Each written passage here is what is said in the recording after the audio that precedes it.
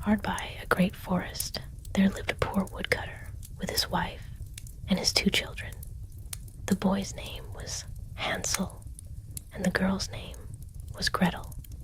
They had very little to bite or to sup, and once, when great want came upon the land, the man could no longer procure daily bread.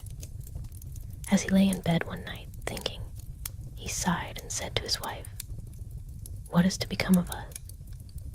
How are we to feed our poor children when we have nothing for ourselves?"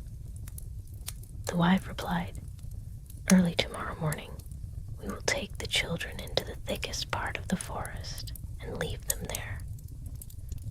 They will not find the way home again, and we shall be rid of them." The husband's heart was heavy, and he thought it would be better to share his last morsel with his children. But the wife would hear nothing that he said. The children had not been able to sleep for hunger, and they heard what the stepmother said to their father. Gretel wept bitterly, but Hansel said, "Be quiet, Gretel, and do not distress yourself. I will soon find a way to help us."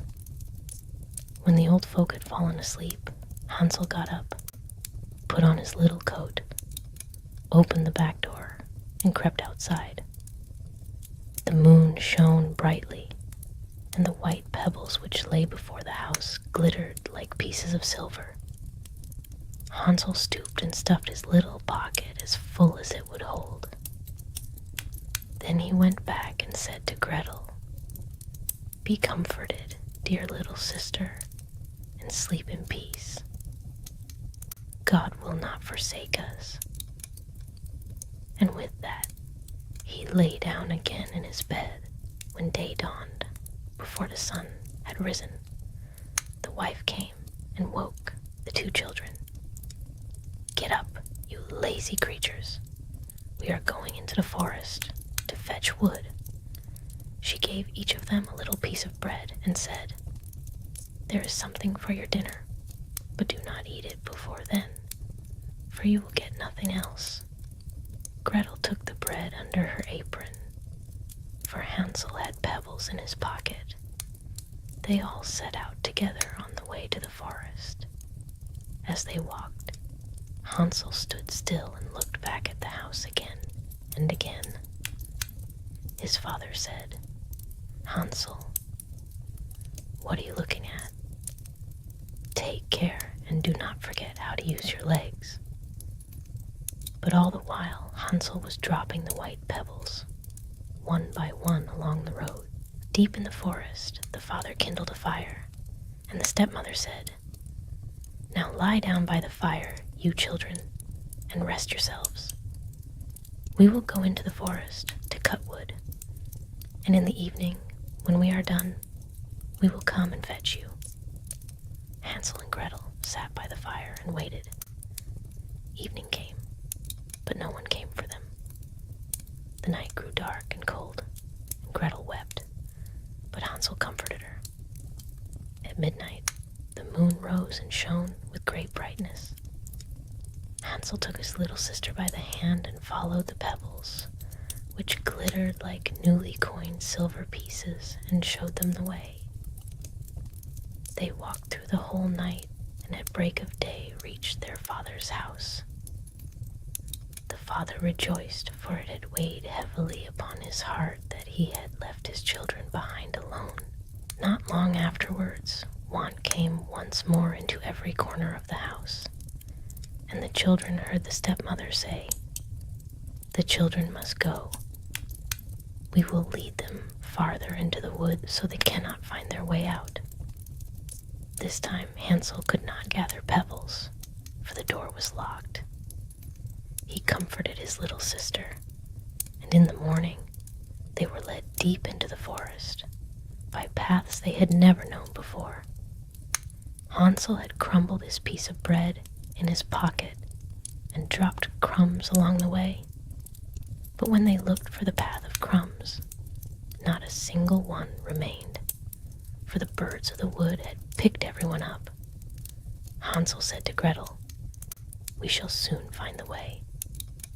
but they did not find it, and they walked the whole night and all the next day until they were weary and faint from hunger.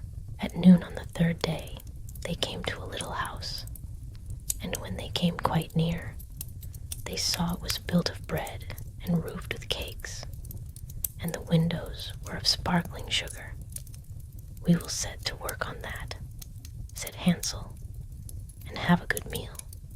Hansel reached up and broke off a little of the roof, and Gretel pushed out some of the window panes and sat down to enjoy them. Then a soft voice called out from inside, "Nibble, nibble, gnaw. Who is nibbling at my little house?" The children answered, "The wind, the wind, the heaven-born wind," and went on eating. But the door opened, and a very old woman crept out, leaning on a crutch. She took both children gently by the hand and led them into the little house, where a good meal was set before them. The old woman had only pretended to be kind. She was, in truth, a wicked witch who waylaid children and cooked and ate them.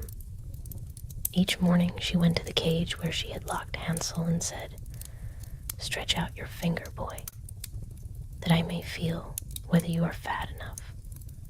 But Hansel always held out a small bone, and the old woman, whose eyes were dim, could not see, and thought it was his finger, and wondered why he did not grow fat.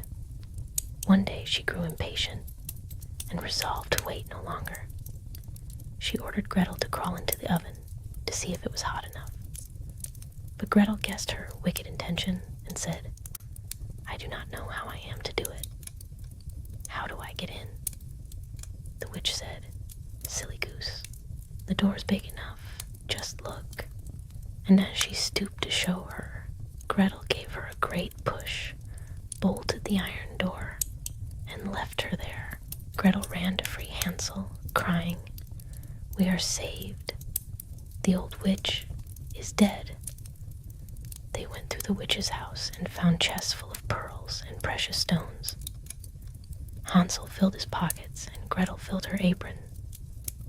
Then they set out together to find their way out of the forest.